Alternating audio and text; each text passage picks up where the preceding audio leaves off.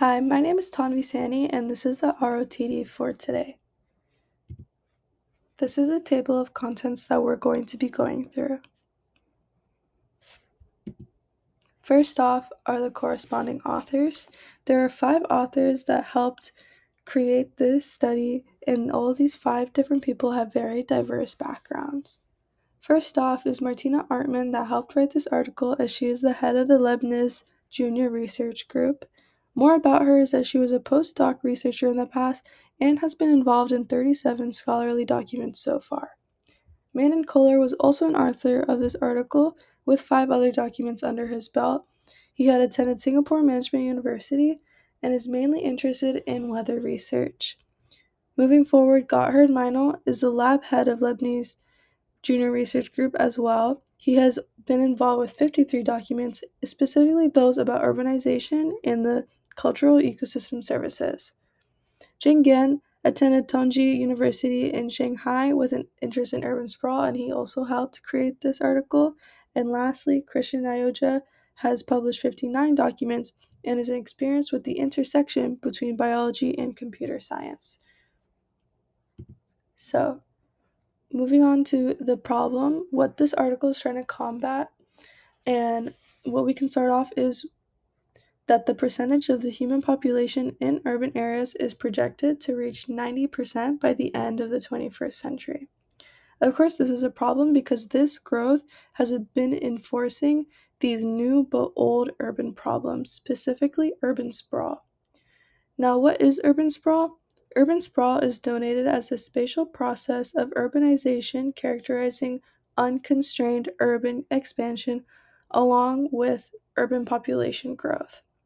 This can also be defined as continuous ex-urban growth along the fringe and perimeter of existing built towns and roads.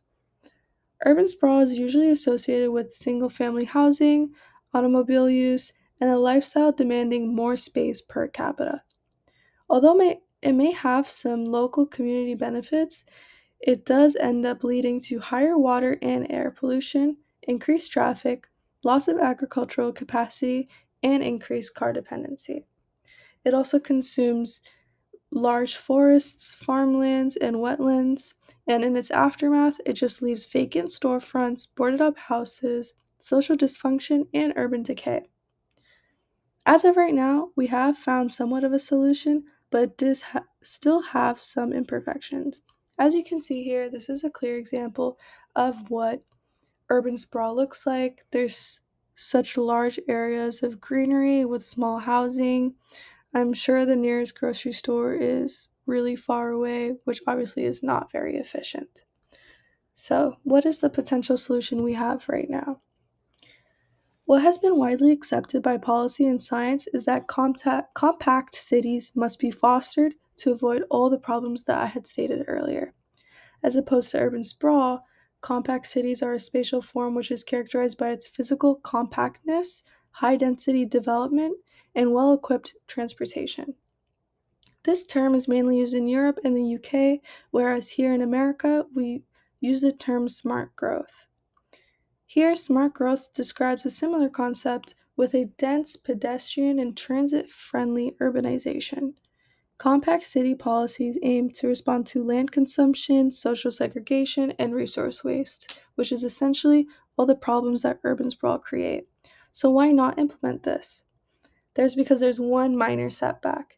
Air pollution and traffic congestion hamper a high quality life in these compact cities. This is because they lack the proper amount of urban green spaces. These spaces are areas with any amount of vegetation in an urban environment, such as parks, urban forests, street trees, or roof gardens. This notion has been increasingly being acknowledged as the main supplier of ecosystem services supporting well being in cities. Since compact cities clearly have a demand for ecosystem services, why aren't there enough green spaces? The reason why is that there's a deficiency in clear visions on how to approach compact and green cities. There lacks research in how green infrastructure concepts can be expanded while considering the already built environment around us. This study aims to develop a conceptual framework that links the concepts of smart growth and green infrastructure together. And as you can see over here, this is a good example of what a compact city looks like without any sort of integration of greenery, except for maybe right here in this corner, which clearly is not enough with the amount of buildings that there are everywhere else. So, number 4, focus of the framework. So, the framework that these authors are proposing approaches two different things. One being that smart, compact cities must consider the need to limit urban sprawl through smart growth, and two, that smart green cities must reflect the preservation and redevelopment of urban green infrastructure. So far, there has been a range of indicators that are developed to describe spatial patterns of smart growth, mix of land uses, and green infrastructure.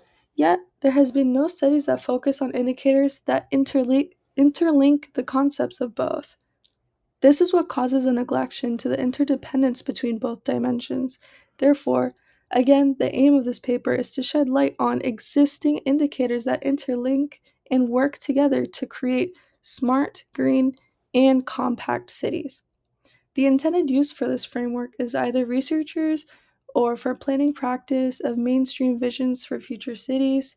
These tactics can also be developed or used to evaluate the success of already existing cities aiming to approach compact green cities.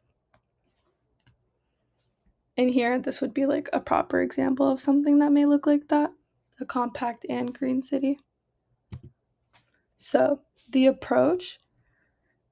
Smart cities need to consider the environment as an essential tool for securing sustainable growth and limiting urban sprawl. 4 factors were elaborated and were specified through indicators considering a multi object approach. This approach provides an integrated picture of the urban ecosystem and its spatial pattern. As you can see on the table, it explains things of compact cities such as its smart density and proximity, which may mean different things in a smart green city. However, there is a small line of balance between the two, which holds an area for a smart, compact green city right here. So, let's dive into some of these specific characteristics that, if we slightly modify, we can create a big change in green spaces in compact cities. So, for one, smart density and green infrastructure integration. One area in which compact cities can be tweaked is with their density. Now, how can density be defined? Density can be measured by the intensity of activities such as living and working and its related built up areas and functional or physical densities, such as residential areas per land unit. Creating these high density areas promotes space efficient urban forms and vertically developed building instead of horizontal development. This reduces low density and urban sprawl, as we had seen earlier in that photo. However, these areas lack in urban green areas. A way to combat this is to create a compact yet green city by integrating green spaces into the planning of gray infrastructure. Gray infrastructure means infrastructure that deals with specific water runoff. For example, green roofs use this to their advantage. Sky gardens in residential areas also compensate a lack of ground level green spaces, street trees, or even implementing small gardens, such as those related to schools, to support biodiversity. And right what you can see here, this is a roof garden.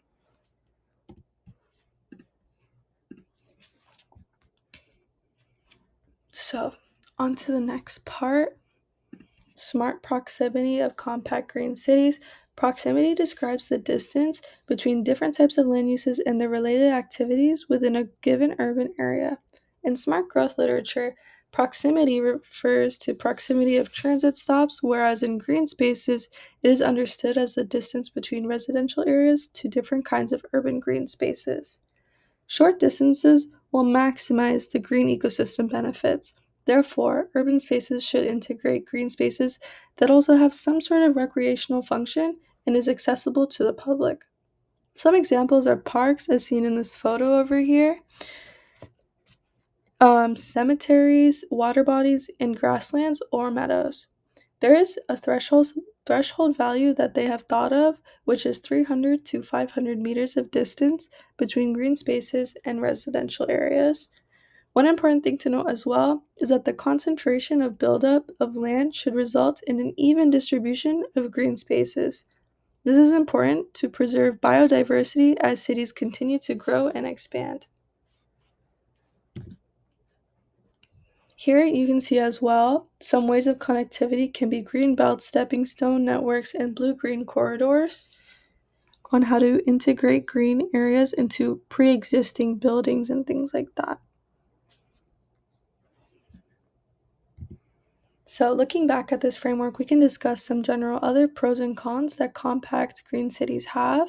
One con is that compact cities have an issue with job provision. However, with smart growth, it targets job supply as well as targets the supply of affordable housing, which can also be listed as a pro. This is important because with affordable housing for all income groups, this fosters housing diversity as well as interactions among diverse populations, thus creating a unique, high quality built environment. In addition, with mixed land uses, this can support physical activities and overall contribute to the public health of the community. This is because the close proximity of green spaces to urban residencies foster physical activities. However, the better supply of green spaces can also create a con, which is increase in property values. Therefore, what might be important is that they monitor the distribution of environmental quality as well as its access among the population.